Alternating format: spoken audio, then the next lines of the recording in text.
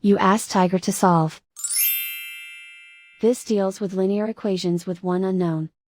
The final result is x equals -10. Let's solve it step by step. Group all constants on the right side of the equation. Add 18 to both sides. Simplify the arithmetic.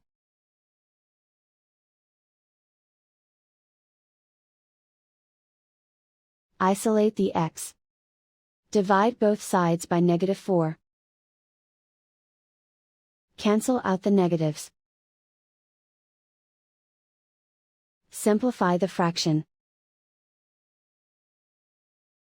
Move the negative sign from the denominator to the numerator. Find the greatest common factor of the numerator and denominator. Factor out and cancel the greatest common factor. And so the final result is x equals -10.